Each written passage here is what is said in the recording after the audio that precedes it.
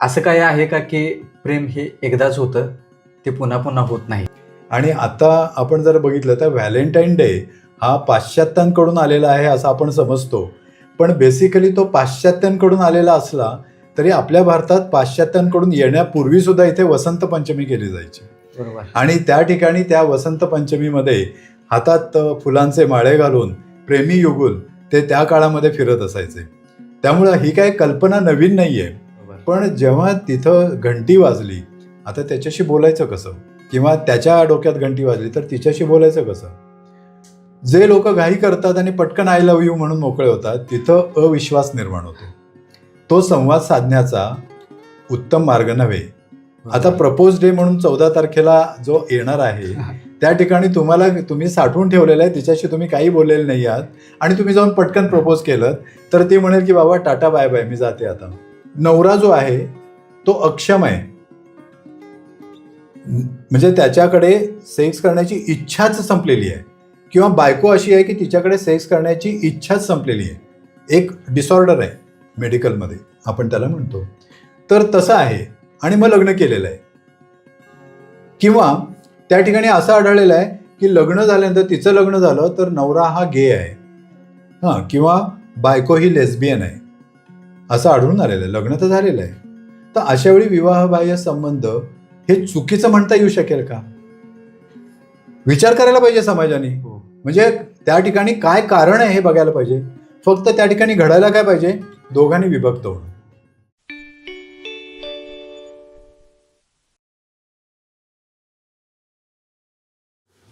नमस्कार, मी बाळू माळे. नवीन वर्षात संवाद शाळा हे एक पॉडकास्ट चॅनल घेऊन आलो आहे. आणि संवाद शाळेचं एक ब्रीदवाक्य आहे की प्रेम, प्रबोधन आणि परिवर्तन. यामध्ये योगायोगानेच आज फेब्रुवारी महिन्यामध्ये प्रेम या विषयावर पॉडकास्ट घ्यायचं असं ठरलेलं आहे. आणि ही गोष्ट आमच्यासाठी खूप आनंदाची आहे. प्रेम हा विषय खूप व्यक्तीच्या जीवनातला जिव्हाळ्याचा आहे. प्रेम सर्वजण करतात, अगदी लहान बाळापासून ते अगदी वयोवृद्ध व्यक्तींच्यापर्यंत. प्रेम म्हणजे काय हे कुणाला सांगता येत नाही, किंवा सांगितलं तर त्याची वेगवेगळी उत्तरे आपल्याला येतात. प्रेम ही गोष्ट आपण विविध अंगाने जाणून घेण्यासाठी आज पॉडकास्ट हा करत आहोत. आपल्यासोबत आहेत डॉक्टर प्रदीप पाटील सर. सरांच्याबद्दल ओळख करून द्यायची झाली तर सर अमेरिकन सायकोलॉजिकल असोसिएशनचे अफिलिएट मेंबर आहेत. आकार फाउंडेशन ही मानसिक आरोग्य क्षेत्रात काम करणाऱ्या संघटनेचे संस्थापक अध्यक्ष आहेत. रॉयल सोसायटी हेल्थ क्लब लंडनचे ते सदस्य आहेत. तसेच अंधश्रद्धा निर्मूलन वार्तापत्राचे माजी संपादक आहेत. मानसशास्त्र अभ्यास मंडळ शिवाजी युनिव्हर्सिटीचे देखील मेंबर आहेत. सर डॉक्टर आहेत पेशाने, तसेच लेखकही आहेत. सरांनी आत्तापर्यंत मानसिक आरोग्य या विषयावरती व अंधश्रद्धा निर्मूलन याविषयी जवळपास 13 पुस्तके प्रकाशित केलेली आहेत. सर आज आपल्यासोबत आहेत, तर आपण सरांच्याकडून प्रेमाविषयीचे जे काही विशेष पैलू आहेत त्या पैलूंच्या माध्यमातून आपण प्रेम ही गोष्ट समजावून घेऊया. तर प्रत्येकाला प्रश्न असा पडतो की प्रेम म्हणजे नेमकं काय, किंवा कसं प्रेम होतं, याबाबत जी उत्तरे येतात त्याच्यामध्ये आपणाला एक वाक्यता दिसत नाही, त्याच्यामध्ये जी विविधता दिसते. तर प्रेम म्हणजे नक्की काय आपल्याला म्हणता येईल? ओके, खूप चांगला प्रश्न आहे. सर्वप्रथम मी संवादशाळा यांचे आभार मानतो की त्यांनी प्रेम या विषयावर पॉडकास्टमध्ये मला बोलवलं, आणि तुम्हा सर्व संयोजकांचा मी आभारी आहे. प्रेम हा विषय तसा खूप गहन आहे, आणि प्रेम या विषयावर असंख्य नव्हे करोडो सिनेमे निघालेले आहेत संपूर्ण जगभरामध्ये. आणि प्रेम हा विषय कधीही न संपणारा आहे. आणि जर तो कधीही न संपणारा असेल तर माझ्यासारख्या क्लिनिकल सायकोलॉजिस्टकडे जेव्हा कोणी क्लायंट्स किंवा पेशंट्स येतात तेव्हा त्यातले निम्मे जवळपास क्लायंट हे प्रेम विषय घेऊनच आलेले असतात. मग ते प्रेम वेगवेगळ्या प्रकारचं असतं. म्हणजे उदाहरणार्थ आपल्या बालकांवरचं प्रेम, मग माझा मुलगा नीट वागत नाही आहे, माझ्या मुलाला जरा चांगलं काहीतरी व्हावं किंवा चांगलं काहीतरी त्याचं घडावं असं त्यांना वाटत असतं. किंवा माझ्या मुलीला खूप चांगल्या पद्धतीनं असं तिनं वाढावं की समाजामध्ये ती व्यवस्थित एक मुलगी म्हणून छानपैकी सगळीकडे तिची मान्यता प्राप्त होईल. अशा पद्धतीनं प्रेम आपल्या मुलांवर करणारे पालक आलेले असतात आणि आपल्या पालकांवर प्रेम करणारी मुलंसुद्धा येतात. म्हणजे उदाहरणार्थ मी परीक्षेला बसलेलो आहे, पण पालकांची अपेक्षा आहे की मी परीक्षेमध्ये अमुक-अमुक एवढे मार्क मिळवावेत. मला खरंच ताण आलेला आहे, स्ट्रेस आलेला आहे आणि माझं पालकांवर प्रेम आहे, त्यांना मला दुखवायचं नाही आहे. हा प्रेमाशी संबंधित विषय असतो. त्याच्याही पुढे गेलं तर मग तारुण्यावस्थामध्ये तर प्रेमाचा सगळीकडे धुमाकूळ चालू असतो. आणि आता आपण जर बघितलं तर व्हॅलेंटाईन डे हा पाश्चात्यांकडून आलेला आहे असं आपण समजतो. पण बेसिकली तो पाश्चात्यांकडून आलेला असला तरी आपल्या भारतात पाश्चात्यांकडून येण्यापूर्वीसुद्धा इथे वसंत पंचमी केली जायची. बरोबर. आणि त्या ठिकाणी त्या वसंत पंचमीमध्ये हातात फुलांचे माळे घालून प्रेमी युगुल ते त्या काळामध्ये फिरत असायचे. त्यामुळं ही काही कल्पना नवीन नाही आहे. मग प्रश्न असा पडतो की जेव्हा माझ्याकडे हे प्रेमी युगुल येतं आणि ते जेव्हा एकमेकांबद्दल तक्रारी सांगायला लागतं, बऱ्याच गोष्टी असतात. म्हणजे कोणी कोणाला फसवलेलं असतं किंवा प्रेमामध्ये हिंसा चालू असते, मारहाण चालू असते. म्हणजे प्रेमवीर असतात ते, पण एकमेकांना नीट न बोलणं किंवा नीट त्यांच्याशी न वागणं, एकमेकांशी मारामारी करणं, ह्या गोष्टी चालू असतात. तेव्हा मीच त्यांना प्रश्न हा विचारतो, प्रेम म्हणजे काय तुम्ही मला जरा सांगा. त्यांना मी असं विचारतो की तुम्ही प्रेमात आहात ना? तुम्ही एकमेकांच्या प्रेमात पडलेले आहात ना? म्हणजे नेमके काय पडलेले आहात? बरोबर. मग त्यांना हे लक्षात येत नाही. पटकन हा प्रश्न मी विचारेन असं आणि मग ते स्तब्ध होतात. त्यांना असं वाटतं की अरे मी याच्याबद्दल कधी विचार केलेला नाही. मला सगळ्यात जास्त चांगला अनुभव मुलींच्या बाबतीत आलेला आहे. मुली मात्र 1-2 उत्तरं देण्याचा प्रयत्न करतात. मुलांना मात्र काहीही समजत नाही. आणि हे जेव्हा घडतं तेव्हा मला असं वाटायला लागतं की प्रेम म्हणजे काय हे पहिल्यांदा समाजाला समजायला हवं आहे. बरोबर. आणि पॉडकास्टद्वारे तुम्ही तेच घेऊन आला, त्याचा मला खूप आनंद आहे की मी हे लोकांपर्यंत पोहोचवण्यासाठी तुम्ही मला मदत करताय. प्रेम म्हणजे काय याचं उत्तर हे तसं बघितलं तर एका वाक्यात नाही आहे. प्रेम ही भावना आहे आणि प्रेम ही जर भावना असेल तर त्या भावनेमागे, प्रत्येक भावनेमागे विचार असतो आणि हा जो विचार असतो तो विचार हा प्रेमभावना निर्माण करतो. प्रेम म्हणजे कोणीतरी असं म्हणतं की प्रेम म्हणजे प्रेम असतं, तुमचं आमचं सेम असतं. आता ही व्याख्या झाली प्रेमाची. कोणी असं म्हणतं की प्रेम असं काय सांगता येतं का? प्रेम फक्त करायचं असतं. तर या प्रश्नाची उत्तरं अशी देता येत नाहीत. खरं उत्तर जे सायकोलॉजिकल उत्तर आपण ज्याला म्हणतो किंवा वैज्ञानिक उत्तर ज्याला आपण जे म्हणतो ते असं असतं, प्रेम म्हणजे त्याच्यामध्ये जवळपास 10-12 घटक येतात. पहिली गोष्ट म्हणजे प्रेम म्हणजे काळजी. काळजी घेणं म्हणजे प्रेम. दुसरी गोष्ट एकमेकांचा आदर करणं म्हणजे प्रेम. तिसरी गोष्ट एकमेकांना मदत करणं म्हणजे प्रेम. चौथी गोष्ट एकमेकांबद्दल सहानुभूती बाळगणं म्हणजे प्रेम. पाचवी गोष्ट एकमेकांशी सातत्यानं जोडून राहणं म्हणजे प्रेम. पुढची गोष्ट म्हणजे की प्रेम ही गोष्ट आपण एकमेकांसाठी खस्ता खाणं आणि एकमेकांसाठी आपण जेव्हा मदत करत असतो तेव्हा आपण कशाचीही पर्वा न करता तिथं ठामपणे उभं राहणं. असे जे घटक आहेत हे सर्व घटक एकत्र आले की मग तिथं आपण म्हणतो की ते प्रेम तयार झालेलं आहे. यातला एक घटक म्हणजे प्रेम नाही. समजा मी काळजी करतोय कोणाची तरी, तर मी काळजी करतो म्हणजे प्रेम आहे का? तर काळजी अनेकांची करतो आपण. बरोबर. काळजी आपण आपल्या घरात असलेल्या एखाद्या जनावराची करतो किंवा आई वडील आपली काळजी करतात. आई वडील आपली काळजी करतात किंवा अनेक ठिकाणी अनेक जण काळजी करत असतात. कोणाला देशाची काळजी लागून राहिलेली असते, कोणाला समाजाची काळजी लागून राहायचं, कोणाला धर्माची काळजी लागून राहिलेली असते. पण याचा अर्थ तेवढंच आहे म्हणजे प्रेम नव्हे. प्रेम मी जे घटक सांगितले ते सर्व घटक एकत्र येऊन बनणारं म्हणजे प्रेम असतं. म्हणजे तुम्ही नुसते काळजी करत राहिलात तर म्हणजे प्रेम नसतं.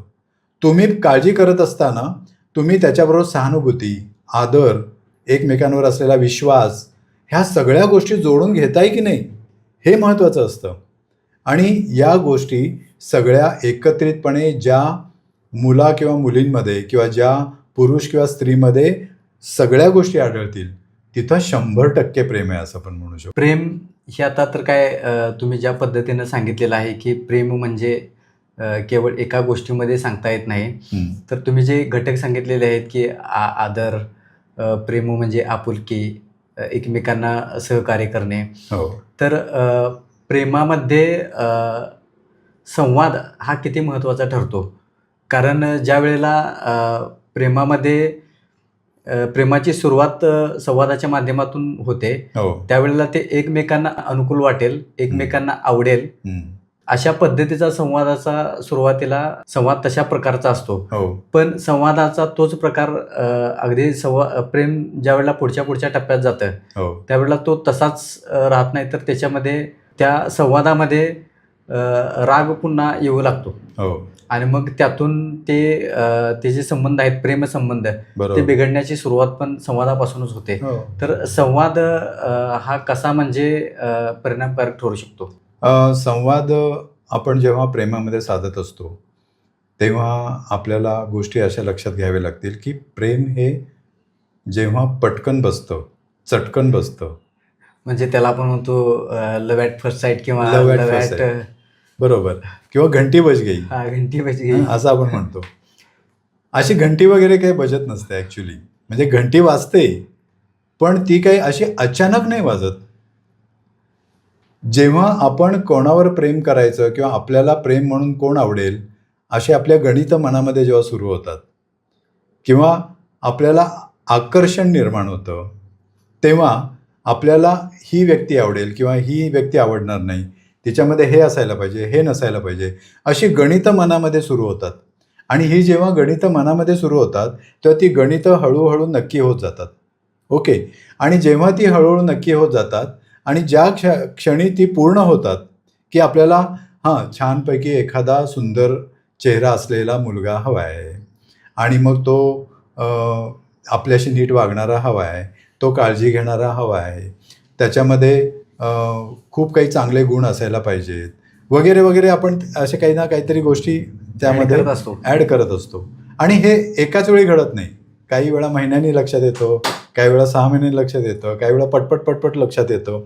आणि असं पूर्ण लक्षात आल्यानंतर जेव्हा असं पूर्ण होतं की हे हवं आहे आपल्याला, तर अशावेळी जर एखादी व्यक्ती समोर आली, एखादा मुलगा समोर आला की तिला पटकन क्लिक होतं, अरे आपल्याला जे हवं आहे ते आहे बरं का याच्यामध्ये. आणि मग घंटी वाजते. म्हणजे घंटी काय अशी अचानक नाही वाजत, त्याच्यामध्ये अगोदर पूर्वतयारी मनामध्ये झालेली असते. हा पहिला भाग आहे. म्हणजे तो पण एक संवादाचाच भाग आहे. म्हणजे संवाद तिथून सुरुवात होतोय. दुसरी गोष्ट, आपण आपल्याशी तो संवाद साधलेला असतो, म्हणजे ज्याला सेल्फ कम्युनिकेशन आपण म्हणतो. बरोबर. पण जेव्हा तिथं घंटी वाजली, आता त्याच्याशी बोलायचं कसं, किंवा त्याच्या डोक्यात घंटी वाजली तर तिच्याशी बोलायचं कसं. जे लोक घाई करतात आणि पटकन आय लव्ह यू म्हणून मोकळे होतात, तिथं अविश्वास निर्माण होतो. तो संवाद साधण्याचा उत्तम मार्ग नव्हे. आता प्रपोज डे म्हणून 14 तारखेला जो येणार आहे त्या ठिकाणी तुम्ही साठवून ठेवलेलं आहे, तिच्याशी तुम्ही काही बोललेले नाही आहात आणि तुम्ही जाऊन पटकन प्रपोज केलं तर ती म्हणेल की बाबा टाटा बाय बाय, मी जाते आता. असं काही होत नाही. त्या ठिकाणी तुम्ही पहिली स्टेप घ्यायला लागेल. आणि त्या ज्या मी सांगतोय या 3 पायऱ्या, त्यातली पहिली पायरी ही आहे की तुम्हाला त्या व्यक्तीबद्दल आकर्षण वाटतंय का, हे तुम्ही पहिला चेक करा. आकर्षण म्हणजे काय?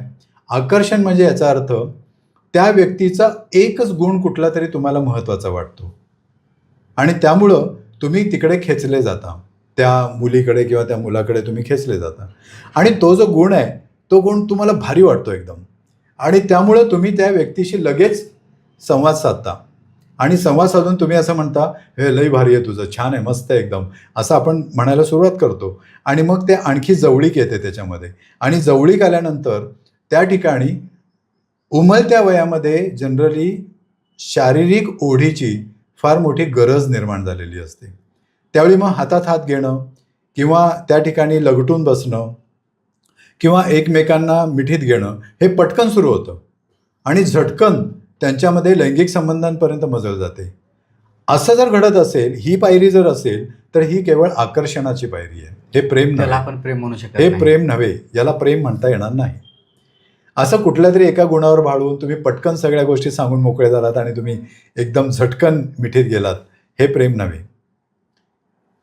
तुम्ही दुसऱ्या पायरीवर तुम्ही जायला पाहिजे. जेव्हा आकर्षण वाटते असं वाटलं तुम्हाला, तर तुम्ही पहिल्यांदा मैत्री करायला पाहिजे. मित्र म्हणून त्याचा स्वीकार करायला पाहिजे. आणि मित्र म्हणून तुम्ही जेव्हा स्वीकार कराल, तेव्हा मग तुमच्या असं लक्षात येईल की समोरची व्यक्ती आपली काळजी करते की नाही, आपण तिची काळजी घेतोय की नाही, आपण तिचा आदर करतोय की नाही, आपण तिच्यावर विश्वास ठेवतोय की नाही, आपण तिला सन्मानाची वागणूक देतोय की नाही. म्हणजे या सगळ्या प्रेमाच्या एक एक टप्पे जे असतात, ते टप्पे ते मैत्रीमध्ये अगोदर पहिला परिवर्तित व्हायला पाहिजेत. म्हणजे मैत्रीमध्ये ते दिसायला पाहिजेत. मैत्री हा आपण प्रेमाचा पहिला प्राथमिक टप्पा आहे. टप्पा म्हणू पहिला शकतो आपण टप्पा आहे तो. म्हणजे ऍक्च्युली आकर्षण हा पहिला टप्पा आहे. हा. दुसरा टप्पा हा मैत्रीचा येतो. मैत्रीमध्ये जर हे सगळे घटक येत असतील प्रेमाचे, तर त्या ठिकाणी तुमची मैत्री ही किती घट्ट झालेली आहे, हे त्याच्यामध्ये किती सगळे घटक येत आहेत याच्यावर ते ठरत असतं. म्हणजे जर समजा तो मित्र आहे आणि तो मित्र तुमच्याशी गप्पा मारून संध्याकाळी घरी निघून गेला, तर तुम्ही त्याला फोन करून विचारलास, पोचलास का बाबा? तर मग त्या ठिकाणी तुम्ही काळजी करताय. काळजी करता. म्हणजे तुमची मैत्री खूप चांगली आहे. पण तो गेलाय आणि तुम्ही 2 दिवसांनी त्याला विचारताय काय नीट झालं का म्हणून, तर त्याला काय अर्थ नसतो. तर ही मैत्री झाली. त्यामुळं मैत्रीमध्ये हे सगळे घटक येतात. त्यामुळे त्या दुसऱ्या टप्प्यावर तुम्ही पहिल्यांदा थांबायला पाहिजे. मैत्री निदान किमान तुम्ही 6 महिने तरी करायला पाहिजे. एकमेकांना ओळखायला पाहिजे. तुमच्यामध्ये हे सर्व घटक आहेत का हे तपासायला पाहिजे. म्हणजे तुम्ही तपासायचं म्हणून तपासू नका. तुम्हाला जे हवं आहे ते तुम्हाला मिळतंय की नाही त्याच्यामध्ये, हे तुम्ही बघायला पाहिजे. प्रॉब्लेम काय होतो? प्रॉब्लेम आकर्षण निर्माण झाल्यानंतर त्या ठिकाणी आपण विचार करण्याची क्षमताच गमावतो. आणि त्यामुळं समोरची व्यक्ती नीट वागली नाही तरी ती गोड मानून घेतो. हा प्रॉब्लेम असतो. चुकीच्या गोष्टींचं देखील आपण समर्थन करायला लागतं. ते आकर्षणामध्ये घडतं. मैत्रीमध्ये तसं नसतं. मैत्रीमध्ये म्हणतो हे काय बोलतोयस, काय करतोयस असं आपण म्हणायला लागतं. जरा नीट बोल असं आपण म्हणायला सुरुवात करतो. म्हणजे तिथं मन दुखवतंय की नाही दुखत त्याची काळजी आपण नाही करत. आपण त्याला करेक्ट करत राहतो. त्यामुळे मैत्री ही फार महत्वाची गोष्ट आहे. त्या ठिकाणी मैत्रीमध्ये आपण ते असायला हवंय. मैत्रीच्या पायरीवर जायला पाहिजे. आणि मग मैत्रीतून प्रेमात कधी गेलो हे ओळखता यायला पाहिजे. ते ओळखण्यासाठी 3 महत्वाचे घटक आहेत जे मैत्रीमध्ये नाही आहेत. मैत्रीमध्ये हे 3 घटक नसतात म्हणून ते मैत्री आहेत. प्रेमामध्ये हे 3 घटक ऍड होतात. त्यातला पहिला घटक म्हणजे तीव्र स्वरूपाची किंवा प्रचंड स्वरूपाची काळजी करणं. म्हणजे आपण खूप काळजी करतो. म्हणजे कशी काळजी असते? मगाशी मी उदाहरण दिलं की गप्पा मारून संध्याकाळी आपली समजा प्रेयसी गेलेली आहे. म्हणजे प्रेयसी नाही, आता ती मैत्रीण आहे पण चालली आहे, ती गेली आहे घरी. घरी जातानाच आपले 3 फोन तिच्या मोबाईलवर गेलेले असतात. गाडीवर नीट चालली आहेस का? काही प्रॉब्लेम नाही आहे ना? घरात पोचल्यानंतर मग जेवलीस का? आता झोपणार आहेस का? म्हणजे मित्राला हे सगळं काय विचारत नाही ना आपण. बरोबर. आपण प्रेमामध्ये हे सगळं विचारतो. प्रेमामध्ये आपण ही सगळी म्हणजे काळजी, त्या काळजीचं असं टोक गाठलेलं असतं. प्रेमामध्ये आपण म्हणजे त्या काळजीला काही नावच देता येत नाही, एवढी प्रचंड काळजी असते.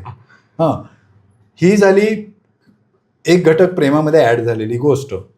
दुसरा घटक जो असतो तो म्हणजे प्रेमामध्ये प्रेमीसाठी एक्सक्लुझिव्ह गोष्ट करणं, म्हणजे खास गोष्ट करणं.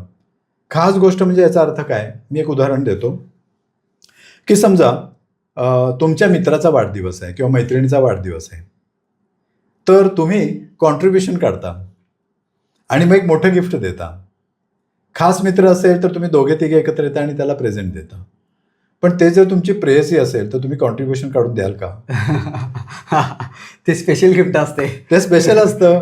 ते आवडणार पण नाही जोडीदाराला. म्हणजे त्या ठिकाणी तुम्ही काय करता?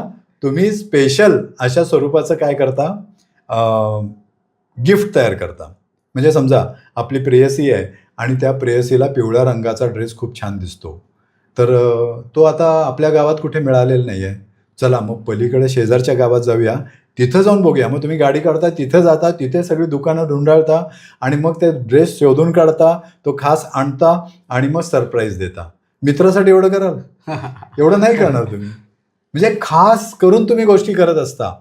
तुम्ही खास करून काही केक वगैरे आणून ठेवता, तुम्ही त्याच्यासाठी सरप्राईज देता, एकदम काहीतरी वेगळं करता, तेवढं मित्रासाठी करायची गरज नसते. म्हणजे मैत्रीमध्ये आणि प्रेमामध्ये हा मोठा एक्सक्लुझिव्हनेस आपण ज्याला म्हणतो, ती गोष्ट प्रेमामध्ये ॲड होते. आणि तिसरी गोष्ट म्हणजे पॅशन, जी प्रेमामध्ये मैत्रीमध्ये नसते, प्रेमामध्ये असते. पॅशन याचा अर्थ अनुराग. अनुराग याचा अर्थ नुसती ओढ नसते, तर आपल्या मनामध्ये त्याच्याबद्दलच्या सकारात्मक भावनांचा आवेग सुरू झालेला असतो आणि ती व्यक्ती हवीशी वाटत असते.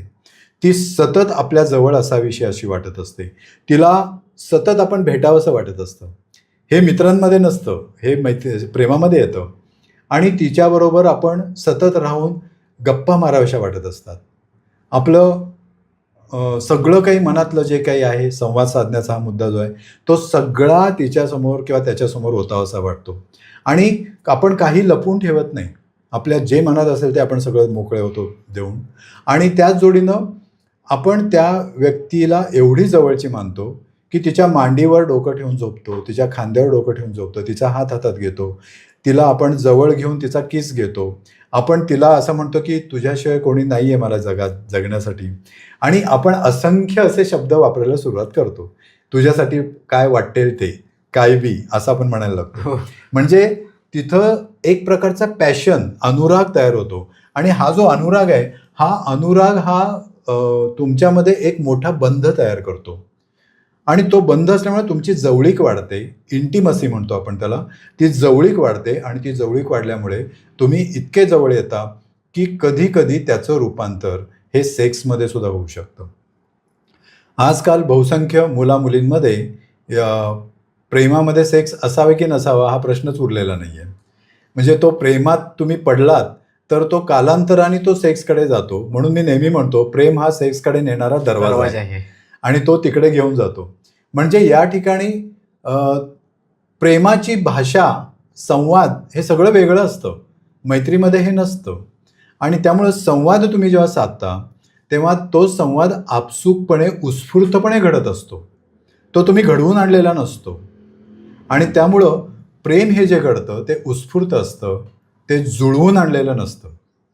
आणि फक्त आपल्याला त्याच्यामध्ये बघायचं काय असतं की हे सर्व घटक आहेत की नाही. मग संवाद साधत असताना आपण त्याच्याशी जेव्हा संवाद साधायला जातो तेव्हा मला इथं एक गोष्ट आवर्जून सांगायची आहे. ती म्हणजे जे जे प्रेमात पडलेले आहेत, कोणीही असो त्या व्यक्तींनी मी जे प्रेमाचे घटक सांगितले ते घटक हे त्यांनी एकदा शांत डोक्याने बसून तपासायला हवेत. आणि त्यातले कोणते घटक हे कमी आहेत ते आपण तपासून घेऊन त्या घटकांना घेऊन संवाद साधायला पाहिजे, तर तुमचं प्रेम पूर्ण होईल. समजा आपण म्हणतो की 15-16 घटक आहेत असं आपण समजू, तर 16पैकी 8च घटक आहेत, तर ते 50% प्रेम झालं. 16पैकी 4च घटक आहे, ते 25% प्रेम झालं. एकच घटक आहे तर ते किती 5% घटक आहे, प्रेम झालं. म्हणजे सायकोलॉजीमध्ये आम्ही प्रेम तुमचं किती आहे हे मोजण्याची एक चाचणी आम्ही घेतलेली आहे. आमच्याकडे आहे ती. प्रश्न पण उपस्थित केला जातो की तुझं माझ्यावरती किती प्रेम आहे, असा उपस्थित वारंवार केला जातो. त्यांनी सरळ ते चाचणी द्यावी. आम्ही जो हे केलेलं आहे, म्हणजे मी माझ्या प्रेम म्हणजे काय या पुस्तकात ती चाचणी दिलेली आहे. त्या चाचणीमध्ये हे सगळं मी नमूद केलेलं आहे की अशी चाचणी जर कुठल्याही प्रेमिकानं आपल्या प्रियकर किंवा प्रेयसीला हे केलं, दाखवलं आणि भरून दे म्हणून सांगितलं, त्याचं उत्तर तिला मिळालं. सारखं विचारत बसायची गरज नाही. पण असं पण नाही आहे. काय होतं की दिवस जसे जातात तसे काही घटक कमी व्हायला लागतात. म्हणजे सुरुवातीच्या काळामध्ये आपण 100 वेळा विचारतो, जेवलीस का, रोज रात्री विचारतो. तेच आपण 6 महिन्यानंतर 50 वेळा विचारायला सुरुवात करतो. तेच पुढच्या 6 महिन्यामध्ये ते 25 वेळेवर येतं. मग असं वाटायला लागतं की प्रेम कमी झालेलं आहे. बरोबर. कमी झालेलं आहे याचा अर्थ संवादामध्ये आपण कमी पडलोय म्हणून ते कमी झाले असं असतं का, तर नाही. हे आपण दोघांनीही समजून घ्यायला पाहिजे, तिनं आणि त्यानं, की प्रेमाची परिभाषा ही तुम्ही एकत्र आलाय तर तुमच्यामध्ये ज्या गोष्टींमुळे तुम्ही एकत्र आलाय ती गोष्ट अबाधित राहणार आहे, ती कायम राहणार आहे, ती काही बदलणार नाही आहे. आणि जर ती बदलणार नसेल तर आपण त्याचं मोजमाप कशासाठी करायचं, मोजमाप कशासाठी ठेवायचं. आज त्याला जमलं नसेल किंवा तिला जमलं नसेल, काहीतरी कारणं असतील. खास करून जेव्हा तुम्ही नोकरी करायला लागता किंवा पैसे मिळवायला लागता, तेव्हा तर अगदी सफाचट झालेलं असतं. म्हणजे ते काय प्रेम संपलंय असं नव्हे. त्या ठिकाणी तुमचा संवाद त्यावेळी बदलणं आवश्यक असतं आणि तो संवाद वेगळ्या पातळीवर करणं आवश्यक असतं. तुम्ही पूर्वीसारखे संवाद करत राहिला तर त्यावेळी काय तुम्ही असे नाहीत की बागेत जाऊन हातात हात घालून 2-2 तास फिरताय. ती वेळ पण नाही आहे. मग तुम्हाला होणाऱ्या पोराबाळांचं पोट भरणार कोण? असा प्रश्न निर्माण होऊ शकतो ना. तर संवाद साधणं हे रॅशनल असायला पाहिजे. रॅशनल याचा अर्थ की त्याच्यामध्ये तुम्ही हे जाणून घेणं आवश्यक आहे की प्रेमाचे घटक त्यामध्ये सगळे आहेत की नाहीत, आणि असतील तर आपण त्याचं मोजमाप न करता आपण हे गृहीत धरायचं की ठीक आहे, मी आता आमचा दोघांचे एकमेकांवर प्रेम आहे आणि हे आम्ही कंटिन्यू करू. बरोबर. प्रेमामध्ये एक गोष्ट दोन्हीकडून स्वीकारलेली असते, ती म्हणजे आत्मसमर्पणाची. हो. त्याच्यामध्ये सुरुवातीच्या काळामध्ये प्रेमात पडल्यानंतर त्याच्या किंवा तिच्या ज्या काही गुणदोष असतील ते सरसकट स्वीकारलेले असतात. हो. तर पुढं जसं आपण प्रेमात पुढच्या टप्प्यावर जाऊ, हो. तसं ते किती आत्मसमर्पण हा घटक किती परिणामकारक ठरू शकतो. आत्मसमर्पण जे आपलं असतं, त्या समर्पण हे दुधारी शस्त्र आहे. आत्मसमर्पण आपण जेव्हा करतो तेव्हा आपल्या जोडीदाराला त्याचं खूप कौतुक असतं आणि खात्री असते, विश्वास असतो आणि त्याला असं वाटत असतं की अरे खूप चांगली गोष्ट घडते बरं का आपल्या आयुष्यामध्ये. एक खंबीर माणूस मिळालेला आहे मला, माझा हक्काचा. मी स्वतः त्याच्या खांद्यावर डोकं जरी ठेवलं तरी कधीही मान कापली जाणार नाही याची संपूर्ण खात्री असलेला असा हक्काचा माणूस मला मिळालेला आहे. अशी गोष्ट आत्मसमर्पणातून घडते आणि ही पॉझिटिव्ह बाजू झाली. पण आत्मसमर्पण केल्यानंतर जर जोडीदाराने अशी समजूत करून घेतली की हे आत्मसमर्पण कायम टिकून राहावं, तर मात्र त्याची काळी बाजू सुरू होते, दुसरी बाजू सुरू होते आणि त्या ठिकाणी मग संशय, अविश्वास या गोष्टी सुरू होतात. म्हणजे आत्मसमर्पण चालू आहे पण ते कमी अधिक व्हायला लागलेलं आहे, तर अविश्वास सुरू होतो. तर याचा अर्थ आत्मसमर्पण हे जेव्हा अशा पद्धतीनं केलं जातं तेव्हा ते दोन्ही बाजूनी ते हेलकावे खात असतं आणि असं हेलकावे खाणं म्हणजेच आपण प्रेमामध्ये अस्थिर असणं असं असतं. आता प्रेमामध्ये अस्थिर असणं म्हणजे याचा अर्थ, उदाहरणार्थ मुलांना असं वाटतं की ती त्याच्याशी बोलली, काय बोलली, म्हणजे माझ्याकडे अशा असंख्य केसेस येतात. त्या मुली घेऊन येतात, त्या असं म्हणतात अहो माझ्यावर संशय घ्यायला लागलेला आहे. मी माझ्या मित्राबरोबर गेली कुठेतरी डेटिंगला, ह्याला मी ज्याला म्हणतो आपण की बाहेर मी आउटिंगला गेले किंवा मी कुठेतरी फिरायला गेले, मित्रमैत्रिणी सगळे आहेत त्यांच्याबरोबर मी गेलेली आहे, तर याला वाटतं की तिथं कोणतरी मित्र असणार आहे आणि मग हिचं काहीतरी चालू आहे, असा हा संशय घेतो माझ्यावर. आत्मसमर्पणाच्या गोष्टीतनं असे संशय घेणं ही गोष्ट धोकादायक असते, ते प्रेम नष्ट करणारी असते.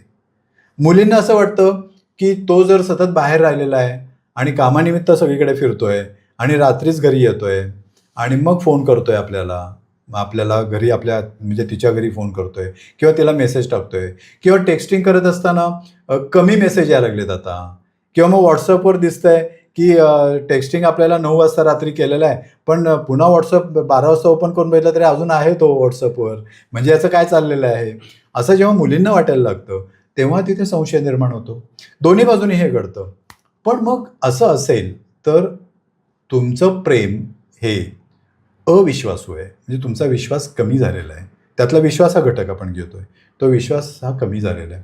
तुम्ही जेव्हा तो किंवा ती असेल त्यांनी दोघांनीही समर्पण आपण करायचं असलं तरी तुझा त्या आत्मसमर्पणाची जाणीव ही करून द्यायला पाहिजे एकमेकांना. म्हणजे मी आत्मसमर्पण केलेलं आहे तर ते कुठल्या परिस्थितीतनं मी केलेलं आहे, त्याची कुठली किंमत मी मोजलेली आहे आणि मी आत्मसमर्पण मी जे केलेलं आहे ते समर्पण किती महत्त्वाचं आहे हे दोघांनी एकमेकांना सांगणं आवश्यक आहे. म्हणजे मग त्या आत्मसमर्पणाचं महत्त्व कळतं. पण जर ते कळलंच नसेल, त्याची जाणीवच नसेल, तर मात्र त्या आत्मसमर्पणाला काही अर्थ राहत नाही. कारण नंतर म्हटलं होतं तू काय माझ्यासाठी हे केलंस का असं म्हटलं जातं आणि त्यातनं मग प्रॉब्लेम्स क्रिएट होऊ शकतात. मग याच्यासाठी आपल्याला काय करावं लागेल, याच्यासाठी पुन्हा मी येतो की विवेकी विचार पद्धती आपण करायला शिकायला पाहिजे, की तुम्ही आत्मसमर्पण करण्याऐवजी तुमचं स्वातंत्र्यसुद्धा अबाधित आहे आणि तुम्ही एक स्वतंत्र युनिक अशा व्यक्ती आहात. तुम्ही स्वतंत्र व्यक्ती आहात. तुमचे स्वतःचे वागणं आणि वागण्याचे तुमचे वेगवेगळे त्याच्यामध्ये असलेले विचार आणि समजुती ह्या तुमच्या स्वतःच्या आहेत आणि त्या का आहेत आणि कशा आहेत या सगळ्या गोष्टी तुम्ही जोडीदारापर्यंत पोचवा. त्याला कळू दे तुम्ही नेमके काय आहात. आणि जेव्हा हे कळतं की तुम्ही काय आहात, तेव्हा ती व्यक्ती त्याप्रमाणे पुढे विचार करायला सुरुवात करते. आणि तसा तिनं विचार सुरू केला की मग होतं काय, की तिला कळतं की हा विचार या बाबतीत असा करतो. मग वाद घालत बसायचा काही प्रश्न उरत नाही आहे किंवा अविश्वास निर्माण सुद्धा होत नाही. म्हणजे थोडक्यात तुम्ही त्या ठिकाणी संवाद साधताना थेट साधायला पाहिजे, ज्याला ॲसर्टिव्हनेस असं आपण म्हणतो. ॲसर्टिव्हनेस नावाचा एक स्किल आहे, ते आपण शिकून घ्यावं लागतं. हे ॲसर्टिव्हनेस असलेलं स्किल हे तुम्हाला थेट बोलायला शिकवतं, तुमच्यामध्ये थेट संवाद साधायला शिकवतं आणि डोळ्याला डोळा भिडवून बोलायला शिकवतं. बरोबर. आणि त्याच्यामध्ये तुम्हाला नाही म्हणायला सुद्धा शिकवतं. नाही म्हणणं हे फार जड जातं महत्त्वाचं आहे. आपल्याला, हे जडच जातं ना आपल्याला. त्यामुळे नाही म्हणायला सुद्धा शिकवतं. म्हणजे जर ती असं म्हणाली आता याला काहीतरी काम आहे किंवा तिला काहीतरी काम आहे आणि तो किंवा ती असं म्हणाले आत्ताच्या आत्ता चल आपण जाऊया आणि बागेत फिरून येऊया, तर तिथं नाही म्हणता यायला पाहिजे. बरोबर. कारण त्या ठिकाणी प्रायोरिटी, महत्त्व कशाला दिलं आहे हे समजावून सांगणं गरजेचं आहे त्यावेळी. आणि आपण जाऊ, पण मग आपण यावेळी अशा पद्धतीनं जाऊ शकू असं आपण ठामपणे सांगता यायला पाहिजे. पण प्रेमामध्ये हे गोष्टी घडत नाहीत. तिच्यासाठी म्हणून मी गेलो, तिच्यासाठी म्हणून मी केलं, तिच्यासाठी म्हणून मी सोसलं, हे सगळं सांगितलं जातं. त्याच्यासाठी म्हणून मी एवढं सगळं खस्ता खाल्ल्या, त्याच्यासाठी म्हणून मी माझ्या आईबाबांना सोडले, त्याच्यासाठी म्हणून मी हे केलं, असं ती पण म्हणत असते. या गोष्टी तुम्ही एकमेकांवर उपकार केल्याच्या भाषेत का बोलता आहात? प्रेमामध्ये हे चालत नाही. उपकार वगैरे ही भाषा नसते. प्रेम तुम्हाला नैसर्गिकरित्या खेचून एकत्र आणलेलं असतं. प्रेमाची निर्मिती तर तशीच असते ना, ती बायोलॉजिकलच होते, ती काही ठरवून केलेली ती नसते. ठरवून केलेली गोष्ट नसते. म्हणजे प्रेमाचा उगम जो आहे तो उगम हा आपल्या मेंदूमध्ये, डोक्यामध्ये भरलेलाच आहे. म्हणजे त्या ठिकाणी जर मुलगा आणि मुलगी वयात आले तर प्रेमाची परिभाषा सुरू होते. कुठल्या प्रेमाची? प्रणय प्रेमाची सुरू होते. प्रणय प्रेमाची. पण आईबाबांवरचं प्रेम जे असतं ते वात्सल्य, ममत्व, हे लहान मुलांमध्ये ते प्रेमाची ती भाषा सुरू होते. भावावरचं प्रेम, बहिणीवरचं प्रेम ती वेगळी परिभाषा असते. देशावरचं प्रेम ही वेगळी परिभाषा असते. वेगवेगळ्या प्रेमाच्या अशा परिभाषा असतात. पण सर्वोच्च प्रेम काय समजलं जातं? तर वयात आल्यानंतरचं प्रेम समजलं जातं. कारण तिथून पुढे वंश सातत्य सुरू होतं. प्रेम करतो का आपण? कशासाठी? तर प्रेम म्हणजे माझ्याकडे जेव्हा कोणीही येतो क्लायंट म्हणून किंवा पेशंट म्हणून, तेव्हा मी त्यांना हाच प्रश्न विचारतो, तुम्ही प्रेम करता एकमेकांवर, ते कशासाठी करतात? त्याचं उत्तर त्यांना सुचत नाही. मग ते खूप वेळ विचार करतात. कोणीतरी असं म्हणतं की आम्ही प्रेम करतो आहोत कारण आम्हाला लग्न करून एकत्र यायचं आहे. मग माझा पुढचा प्रश्न असतो की मग लग्न कशासाठी तुम्ही करणार आहात? तुम्हाला कोणी सांगितलं म्हणून करणार आहात का तुम्हाला वाटतं म्हणून तुम्ही करणार आहात? नाही, आम्हाला वाटतं लग्न करणार आहे. मग लग्न तुम्ही करता आहात, तर तुम्ही जर करत असाल तर लग्न केल्याने काय होणार आहे? तर मग अर्थातच मूलबाळ होणार आहे. बरोबर. मग मूलबाळ होणार आहे तर मग मूलबाळ झाल्यानंतर म्हणजे तुम्हाला वंश सातत्य ठेवायचं आहे का? तर हो, वंश सातत्य ठेवायचं आहे. मग वंश आपला पुढे पुढे जावा. थोडक्यात मानव वंश म्हणजे उत्क्रांतीमध्ये आपण जर बघितलं तर एखादा वंश उत्क्रांत होत होत पुढे जातो. याचा अर्थ हे वंश सातत्य ठेवायचं असतं आणि हे वंश सातत्य ठेवण्यासाठी प्रेम हे आवश्यक आहे ना. मग वयात आल्यानंतर जसं आपण म्हणतो की दाढी मिशा मुलाला फुटतात किंवा त्याचे स्नायू पिळदार होतात वगैरे वगैरे, त्याच्यात जे बदल होतात शरीरामध्ये, शारीरिक बदल होतात आणि तिच्या शरीरात बदल होतात. म्हणजे तिचे स्तन फुगीर होतात, तिचे नितंब मोठे व्हायला लागतात, तिचा आवाज केंद्रा होतो आणि हे जे बदल तिच्यामध्ये घडायला लागतात, हे दोन्ही बदल हे हार्मोन्समुळे घडत असतात. जसं पुरुषांमध्ये टेस्टोस्टेरॉन हार्मोन जो आहे तो हार्मोन हा जास्त मोठ्या प्रमाणावर येतो. स्त्रियांमध्ये इस्ट्रोजन आणि प्रोजेस्ट्रॉन हा हार्मोन मोठ्या प्रमाणावर निर्माण होतो. लहानपणी तो कमी प्रमाणात असतो, समसमान पातळीवर असतो, पण नंतर तो जेव्हा वयात येतो तेव्हा हे हार्मोनची पातळी जी वाढते दोघांमध्ये आणि मग समजा स्त्रियांमध्ये टेस्टोस्टेरॉन हार्मोन, पुरुषांमधला हार्मोन जास्त वाढला तर तिला त्या मिशा वगैरे येतात, किंवा स्त्रीमध्ये टेस्टोस्टेरॉन जसा वाढतो तसं पुरुषांमध्ये इस्ट्रोजन प्रोजेस्टेरॉनचं प्रमाण वाढलं तर त्या बायकी हावभाव वगैरे सुरू होतात. पण तो वेगळा विषय आहे. पण प्रेमामध्ये हे जेव्हा हॉर्मोन्स जेव्हा वाढतात, असे वाढत जातात, तेव्हा मग पुरुषाचा आवाज घोगरा होतो, तिचा आवाज जो किनरा होतो, इथून सुरुवात होते आणि मग त्या ठिकाणी वाढ व्हायला सुरुवात होते. आणि मग ते हार्मोन्स आणि मेंदूतले काही भाग जे असतात ते जे ममत्व निर्माण करतात किंवा जिथून प्रेमाची निर्मिती होते असे मेंदूतले काही भाग आहेत, त्या भागांच्या मदतीनं आणि हार्मोन्सच्या मदतीनं प्रेमाची उसळी सुरू होते, ज्याला ॲडोलसंट स्पर्ट असं म्हटलं जातं. म्हणजे प्रेमाची उसळी सुरू झाली की मग आपसुकपणेच आकर्षण तयार व्हायला लागतं, नैसर्गिकरित्या आकर्षण तयार होतं. ही निसर्गाने ठरवलेली योजना आहे. कारण स्त्री आणि पुरुष यांनी एकत्र यावं कारण वंश सातत्य, म्हणजे मानव जात ही पुढे तशीच वाढत राहावी, जात राहावी आणि त्याची साखळी पुढे जात राहावी. म्हणजे असं जर असेल तर ही नैसर्गिक गोष्ट आहे. प्रेम ही नैसर्गिक गोष्ट आहे. तर या नैसर्गिक गोष्टीला धर्म, जात वगैरे वगैरे वगैरे जर आपण लावत बसलो तर ती नैसर्गिक गोष्ट नष्ट होते आणि प्रेमाबद्दल वाईट समजुती तयार व्हायला लागतात. नैसर्गिकरित्या होणं म्हणजे शरीरात बदल होऊन जर होत असेल तर आपण त्या ठिकाणी नॉर्मल आहोत. पण समजा प्रेमच निर्माण होत नाही आहे, त्याला काही वाटतच नाही आहे, म्हणजे काहीतरी प्रॉब्लेम आहे. बरोबर. कारण मुख्य दरवाजा जो वंश सातत्याचा आहे तोच बंद झालेला आहे. त्यावेळी मग तुम्ही डॉक्टरांकडे जाणं आवश्यक आहे. बरोबर. प्रेमाविषयी आपण आता एवढी माहिती घेतलेली आहे. तर पुढं आपण प्रेम आणि नैतिकता, म्हणजे प्रेमाला नैतिकता किंवा अनैतिकता या चौकटीतून आपणाला म्हणजे बघता येतं का? प्रेम नैसर्गिकरित्या निर्माण होत असल्यामुळे नीती नियम हे समाजाने बनवलेले असतात आणि समाजाने नीती नियम जर प्रेमासाठी बनवलेले असतील नीती नियम, तर ते नीती नियम विवेकी आहेत का याच्यावर ते प्रेम व्यवस्थित योग्य रीतीनं आपण स्वीकारतो आहोत आणि पाळतो आहोत आणि समाजामध्ये आपण वावरतो आहोत घेऊन, हे ठरणार असतं.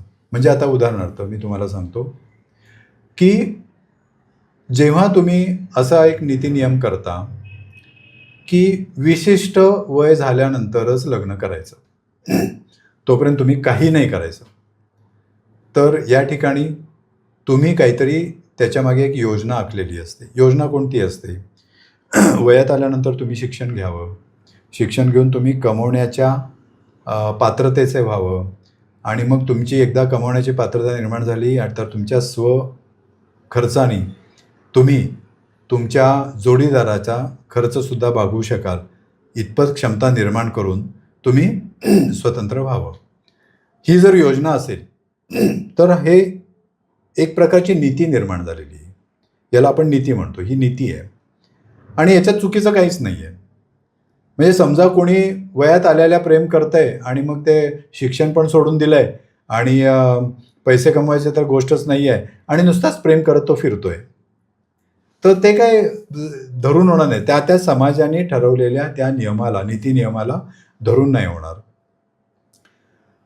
पण जर समजा त्या ठिकाणी हे धरून सगळं चाललेलं आहे आणि धरून चालल्यानंतर समजा असं गृहीत धरू आपण की याच्यामध्ये दुसरी गोष्ट की त्यांचं प्रेम बसलेलं आहे एकमेकांवर वयात आल्या, पण त्या दोघांनी काळजीपूर्वक असं ठरवलं की आपण शिक्षण घेऊया आणि शिक्षण घेऊन मग आपण नोकरी करूया, पैसे करूया आणि घर आपण घेऊया आणि मग बाकीचं सगळं आयुष्य आपण एकत्र घालवूया, आत्ता लगेच एकत्र यायला नको, असा त्यांनी एक सेन्सिबल निर्णय घेतला आहे.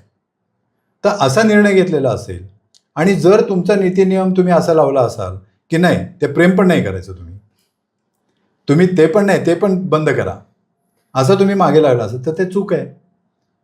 ते सांभाळून करणार आहेत. ते काय असं नाही आहे की बाबा ते न सांभाळता सगळ्या गोष्टी करतात. असे अनेक जोडपी आहेत की जे कॉलेजमध्ये असताना त्यांचं प्रेम जुळलं, पुढे ते शिक्षण पण पूर्ण केलं, लग्न पण झाले आणि व्यवस्थित ते जीवन जगतायत.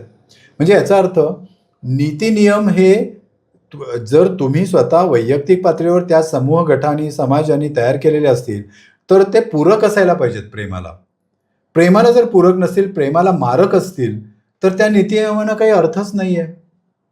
आणि जर हे नीतिनियम जे आहे, हे नीतिनियम जर आपण पाळले नसतील, त्यानं किंवा तिनं पाळलेले नसतील, तर समाजाने अशी काही भली मोठी शिक्षा द्यायची काही गरज नाही.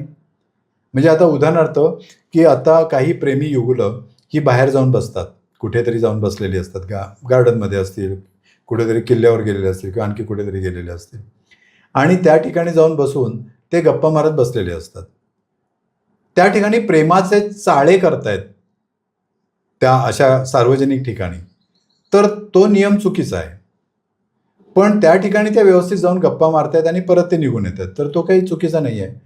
पण जे असं समजतात की याच्यामुळे समाज बुडायला लागलाय, आमचा धर्म बुडायला लागलाय, म्हणून जाऊन त्यांना मारहाण करतायत, त्यांना रस्त्यावर ठोकतायत, तर ते चुकीचं आहे. त्यांनी त्या ठिकाणी सारासार विवेक मनात ठेवायला पाहिजे, बाळगायला पाहिजे, की ते गप्पा मारतायत आणि ते एकत्र आहेत, त्यांचं एकमेकांवर प्रेम आहे, तो त्यांचा स्वतंत्र निर्णय आहे आणि त्यांना त्याचं स्वातंत्र्य आहे. आणि स्वातंत्र्य म्हणू शकतो आपण. त्यांना व्यक्ती स्वातंत्र्य आहे आणि त्यामुळं त्या व्यक्ती स्वातंत्र्य असल्यामुळं त्यांनी त्या प्रेमात राहणं, त्यांनी स्वतःच निर्णय घेतलेला आहे, तो त्यांना अंमलात आणायचा आहे. त्याच्यासाठी तुम्ही काही जोर जबरदस्ती करून ते तोडून टाकणं, मारून टाकणं, मारहाण करणं हे करणं गरजेचं नाही. याच्याही पुढची गोष्ट येते, म्हणजे व्यक्ती स्वातंत्र्याचा मुद्दा तुम्ही काढलात म्हणून मी सांगतो की व्यक्ती स्वातंत्र्य हे प्रत्येक व्यक्तीला घटनेच्या चौकटीमध्ये पाळता येतं आणि व्यक्ती स्वातंत्र्य कितपत ताणलं जायला पाहिजे हे घटनेनं आखून दिलेलं आहे. म्हणजे बाबासाहेब आंबेडकरांनी घटना जी परिवर्तित केली आपल्या देशामध्ये, त्या ठिकाणी या घटनेचं सूत्र जे आहे ते व्यक्ती स्वातंत्र्य निसंशय आहे, पण व्यक्ती स्वैराचार नाही आहे, हे पण त्या घटनेमध्ये नमूद आहे. मग ते आपण कसं कायद्याने बघायचं, तर त्याच्यात सगळे कायदे पण आहेत. जर ते कायदे ओलांडून कुणी काही करत नसेल तर तिथं काही प्रॉब्लेम नाही आहे. पण या ठिकाणी झालंय असं की समजा एक विशिष्ट जातीचा मुलगा आहे आणि एक दुसऱ्या जातीची मुलगी आहे आणि त्यांचं प्रेम आहे, तर त्यांना ते व्यक्ती स्वातंत्र्य आहे आणि त्यांना धर्म पालनाचं पण स्वातंत्र्य आहे, जात पालनाचं पण स्वातंत्र्य आहे. त्यामुळं जर ते स्वातंत्र्य उपभोगत असतील आणि ते एकमेकांवर प्रेम करत असतील, तर ते घटनेच्या चौकटीत राहून प्रेम करतायत. ते काय थोडीच घटना किंवा कायदा पायदळी तुडवत आहेत असं नाही आहे. पण आपण बघतो की केवळ परजातीच्या मुलाशी किंवा मुलीशी प्रेम केल्यामुळे त्या मुला किंवा मुलीला मारून टाकलेलं आहे, जीव घेतलेला आहे. जर अशा पद्धतीनं गुन्हा घडत असेल तर ते अतिशय घातक आहे, व्यक्ती स्वातंत्र्याला मारक आहे. हे व्यक्ती स्वातंत्र्य नष्ट करण्याचं षडयंत्र आहे जातीच्या नावाखाली. तर तीच गोष्ट धर्माच्या नावाखाली. म्हणजे आपण असं म्हणतो की लव जिहाद वगैरे आपण असं म्हणतो, लव जिहाद. तर लव जिहाद हा जो मुद्दा आहे तो असा आहे की असा लव जिहाद वगैरे काही नसतो, कारण दोन व्यक्ती एकत्र येत असतात आणि ह्या व्यक्तीला पण माहिती असते की हा दुसऱ्या धर्माचा आहे, त्या व्यक्तीलाही माहिती असतं की ही दुसऱ्या धर्माची आहे. आणि जर हे माहिती असेल आणि तो दोघांनी ते ॲक्सेप्ट माहिती असून सुद्धा केलं असेल तर तो त्यांचा वैयक्तिक प्रश्न होतो आणि वैयक्तिक आवड निवड असते. माझ्या अमुक एका धर्मातल्या व्यक्तीनं अमुक धर्मातल्या व्यक्तीशीच लग्न करावं, म्हणजे माझ्याच धर्मातल्या व्यक्तीशीच लग्न करावं, हा हट्ट तुम्ही व्यक्ती स्वातंत्र्य विरोधी हट्ट आहे म्हणून समजायला पाहिजे. तो तुम्ही नाही पाळायचा. जात आंतरजातीय विवाह व्हायला पाहिजेत एकीकडं असं आपण म्हणतो, खुद्द शासन म्हणतं की त्यामुळे एक समता निर्माण होईल असं आपण म्हणतो, आणि दुसरीकडे मात्र असे खून केले जातात किंवा अशा जातीवरून होणाऱ्या लग्नांमध्ये त्या मुला मुलींची ताटातूट केली जाते, तर जे अत्यंत घातक आहे, प्रेम नावाची गोष्ट तिथं मरून जाते. आणि असंही पुढे घडतं की त्या मुलांच्या मनातलं प्रेम हे विचित्र बनतं किंवा विकृत बनतं. कारण जर ते तुटले आणि दुसऱ्या जोडीदारावर राहायला सुरुवात त्यांनी केली तर तिथं त्यांचं जुळणं अवघड होतं.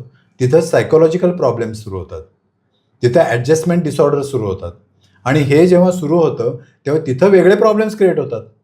म्हणजे ते एक मानसिक प्रॉब्लेम्स तयार होतात आणि त्या ठिकाणी डिप्रेशन येतं.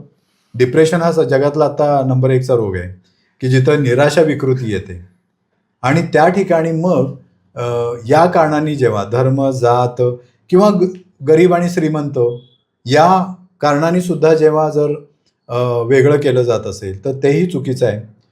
एवढं तर आपण बघत नाही आहे की काहीच न कमावणाऱ्या मुलाला बरोबर ती मुलगी फिरते. तिथं विरोध होतोच. त्या ठिकाणी सगळेजणच विरोध करणं योग्य आहे. पण ज्या ठिकाणी पुरेसं आहे ते कमावत आहेत आणि त्यांनी ठरवलं की या पैशामध्ये आपण आयुष्य सुखी करायचं आहे, काय प्रॉब्लेम आहे? काहीच प्रॉब्लेम नाही तिथे.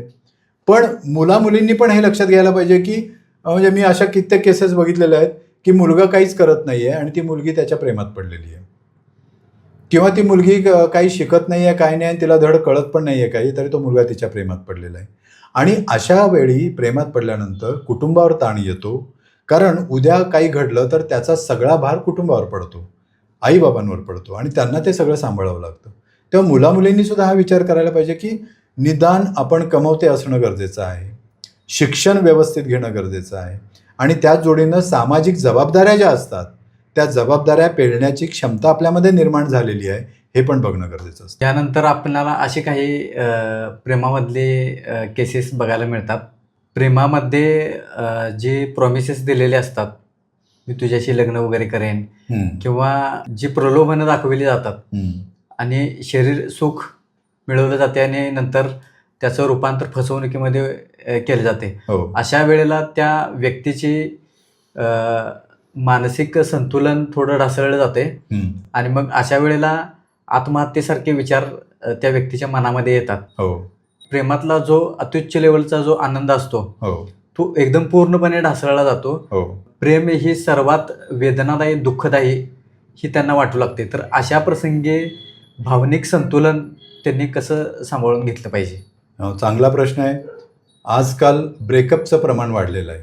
ब्रेकअप डे पण आहे या महिन्यातच. तो पण आहे. म्हणजे ब्रेकअपचं प्रमाण वाढलेलं आहे.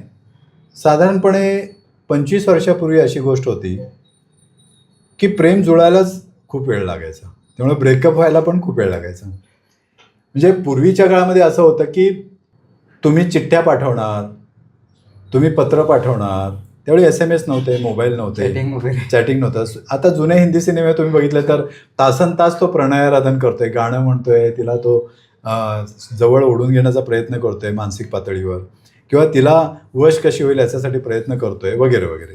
जेव्हा असं घडतं की प्रेमामध्ये ब्रेकअप होतोय तर त्या ब्रेकअपची मर्यादा आता खूप ओलांडली गेलेली आहे. म्हणजे माझ्याकडे अशी एक केस आहे की त्या मुलीचे 5 ब्रेकअप झालेले आहेत. बापरे.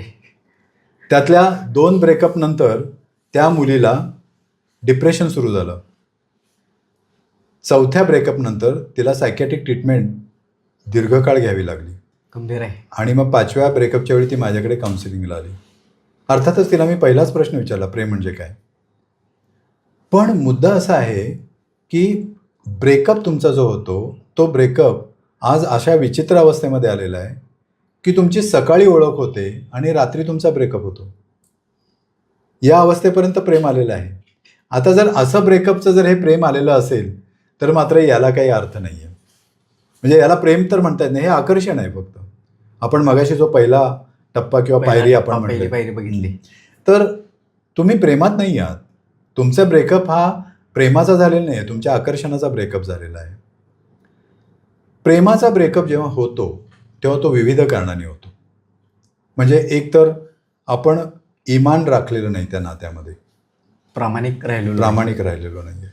म्हणजे कित्येक मुलं, मी जास्त करून मुलांचं मी हे सांगेन, कित्येक मुलं एकाच वेळी 3-3, 4-4 मुलींशी अफेअर करत असतात. म्हणजे प्रेम करत असतात म्हणतात त्याला. प्रेमाचा खेळ म्हणू शकतो आपण त्याला. हा खेळ आहे, अफेअर आहे, हा एक खेळ चालू आहे त्याचा. आणि हे जेव्हा चौघींना कळतं तेव्हा त्या ठिकाणी ब्रेकअप होतो. पण त्याची जखम मोठी असते, कारण सर्व काही आपण तिथं त्या नात्यामध्ये ओतलेलं असतं. आणि जेव्हा ते ओतलेलं असतं त्याची जाणीव जर आपल्या त्या जोडीदाराने ठेवलेली नाही आहे, पार्टनरने ठेवलेली नाही आहे, तर मात्र आपल्याला आपण वापरले गेलो आहे अशी भावना तयार होते. हे मुलींच्या बाबतीत जसं आहे, मुलांच्या बाबतीत पण आहे तसं. काही मुली एकाच वेळी 2-3 अशा बॉयफ्रेंड्सबरोबर तिथेसुद्धा त्या वागत असतात. त्यांची कारणं वेगवेगळी आहेत परत, म्हणजे कुणाला तरी धडा शिकवायचा म्हणून अमुक तमुक वगैरे. पण हे जे घडतं तर याच्यामध्ये सगळ्यात मोठी गोष्ट जर घडते तर ती म्हणजे डिप्रेशन येतं.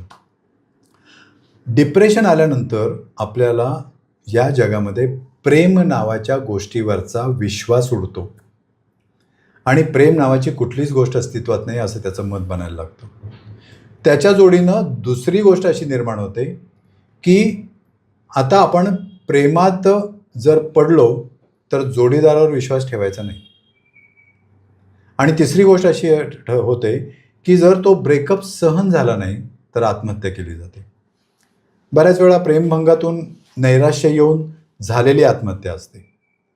आत्महत्येमागे डिप्रेशन हे एक प्रमुख कारण आहे. त्यामुळं डिप्रेशनमुळे मुलगा किंवा ती मुलगी आत्महत्या करते. प्रेमामध्ये जर असं घडत असेल की जिथं तुम्ही फसवलेला आहे, तुम्ही अविश्वास निर्माण केलेला आहे, तुम्ही मदत करत नाही आहात, तुम्ही एकमेकांच्या पाठीशी उभे राहत नाहीत, म्हणजे प्रेमाच्या घटकांच्या विरुद्ध करत असाल, तर त्या ठिकाणी तुम्ही पार्टनरचं खच्चीकरण करत आहात. अशावेळी कसं वागायला पाहिजे? पार्टनरनी तात्काळ किंवा त्या जोडीदाराने तात्काळ शहाणं व्हायला पाहिजे. पण शहाणं होताना अडचण निर्माण होते. का अडचण निर्माण होते याच्या मागची बायोलॉजी मी सांगतो थोडी. की जेव्हा व्यक्ती प्रेमात पडते तेव्हा प्रेमात पडल्यानंतर जसं हार्मोन्स आणि मेंदूतले काही भाग सहभागी होतात, कार्यान्वित होतात, त्यावेळी एक महत्त्वाची घटना अशी घडते की कपाळा जो आपला आहे त्याच्या मागे आतला जो मेंदू आहे त्या मेंदूचं नाव आहे प्रीफ्रंटल कॉर्टेक्स असं त्याला म्हणतात. इथं विचार करण्याची क्षमता असते आपल्यामध्ये. म्हणजे आपण विचार जे करतो तर ते विचार हे या ठिकाणी तयार होतात. विचार करण्याची क्षमता आहे. गंमत अशी आहे की प्रेमात पडल्यानंतर हा जो भाग आहे हा बंद होतो. म्हणजे विचार करण्याची क्षमताच बंद पडते. आणि ही जर बंद पडली तर अविचाराने प्रेम केलं जातं ना. म्हणजे प्रेम बेधुंद असतं. प्रेमात वाटेल ते प्रेम आंधळं असतं. प्रेम आंधळं असतं. प्रेमाने जग जिंकता येतं वगैरे वगैरे सगळं सुरू येतं. म्हणजे प्रेम जेव्हा ही भावना तयार होते तेव्हा प्रीफ्रंटल कॉर्टेक्सचं काम हे मंदावतं. त्यामुळं आपण चिकित्सकपणे समोरच्या जोडीदाराची कुठलीही माहिती घेत नाही. म्हणजे आपण त्याच्यावर चिकित्सा करून किंवा अगदी खोदून ते खरं आहे का खोटं आहे तपासून आपण ते करत नाही.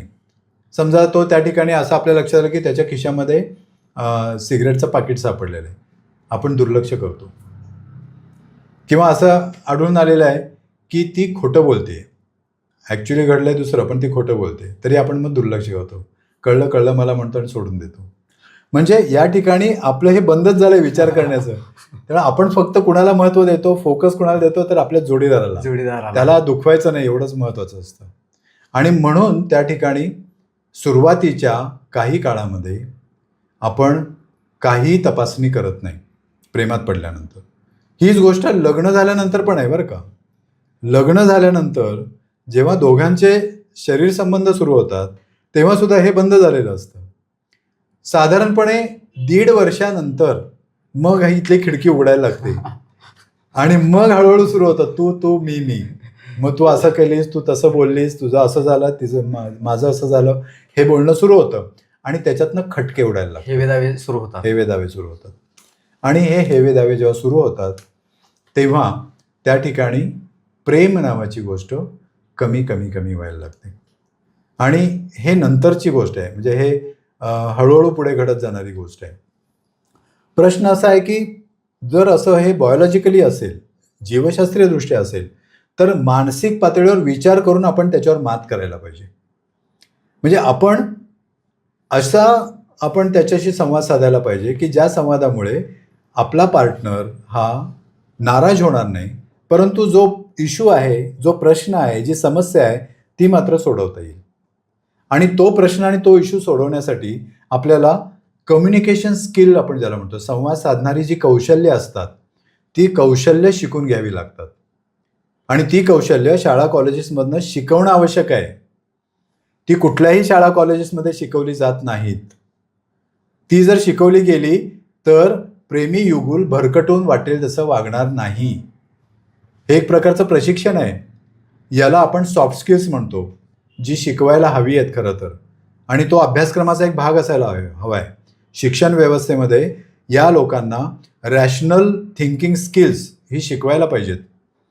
आणि ही स्किल जर आपण शिकवली तर आपण संवाद साधताना आपण या पद्धतीनं साधणार नाही की जेणेकरून जोडीदार हा आत्महत्या करून मोकळा होईल.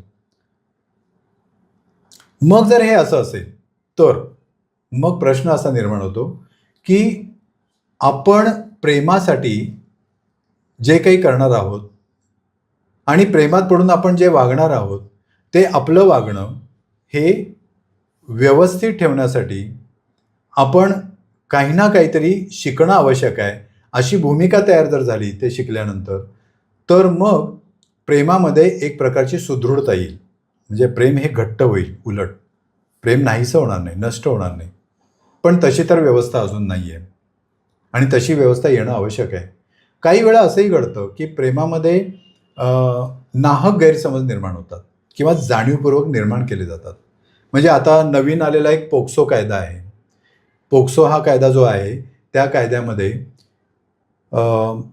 जे वय कायद्याने गृहीत धरलेलं आहे मॅच्युअर झाल्याचं, प्रौढ झाल्याचं वय जे आपण गृहीत धरतो, मतदानासाठी अधिकार देण्याचं गृहीत धरतो, त्याच्या आतल्या वयाच्या मुलांनी जर प्रेम केलं तर ते प्रेम हे धोकादायक ठरू शकतं. म्हणजे खास करून 10वी आणि 12वीच्या मुलामुलींसाठी मी हे सांगतोय की त्या वयातल्या मुलामुलींनी जर प्रेम केलं तर माझ्याकडे अशा काही केसेस रिपोर्ट झालेल्या आहेत की ती मुलगी ही त्याच्या प्रेमात पडलेली होती आणि तो 11वीला होता, ती 10वीला होती, दोघेही लहान वयात म्हणजे मायनर म्हणून समजले जायला पाहिजेत आपण. तर ते घरच्यांना पसंत नव्हतं, तर मुलाच्या वडिलांनी तो कायद्यात बसत नाही आहे म्हणून त्याच्यावर पोक्सो खाली पोलीस स्टेशनमध्ये तक्रार दाखल केली. तो मुलगा हुशार होता, चांगलं शिक्षण घेत होता, म्हणजे त्याला मार्क पण चांगले मिळायचे, पण पोलिसांनी त्याला अटक केली आणि त्याला आतमध्ये टाकलं. त्याचं संपूर्ण करिअर उद्ध्वस्त झालं. आणि हे त्या मुलीला पण कळलं नाही, लक्षात नाही आलं. तिनंही जोर लावला नाही, नाही माझं प्रेम आहे, मी त्याच्यावरच लग्णार आहे असं ती म्हणाली नाही. म्हणजे पोक्सो हा जो कायदा आहे तो तुमच्या करिअरचं नुकसान करू शकेल प्रेमापोटी. हे 10वी-12वीच्या मुलींना पहिल्यांदा मुलामुलींनी लक्षात घ्यायला पाहिजे. आणि हे जर तुम्ही लक्षात घेतलं तर असा कायदा जो आहे त्या कायद्याची ओळख करून घ्या. तुम्ही नेटवर जा, पोक्सो कायदा बघा आणि त्याच्यामध्ये सगळं काही आहे. जरी मुलांनी नुसता टच जरी केला असेल, स्पर्श जरी केला असेल मुलीला, तरी हा कायदा लागू होतो. आणि अशा खूप केसेस महाराष्ट्रामध्ये झालेल्या आहेत. तर माझं म्हणणं हे आहे की जर त्याला कायदेशीर सुद्धा बाजू ही धोक्याची आहे तर तुम्ही प्रेमाचा विचार साकल्यानं करायला पाहिजे. खूप मोठ्या प्रमाणावर व्यवस्थित व्यापक पद्धतीनं करायला पाहिजे. असं नाही आहे की मनात आलं आणि नैसर्गिकरित्या उफाळून आलं आहे म्हणून जाऊन मी मिठी मारली, असं नाही होऊ शकत. तुम्ही त्याचा व्यापक विचार जर केला तर मी त्यातनं बाहेर पडू शकाल.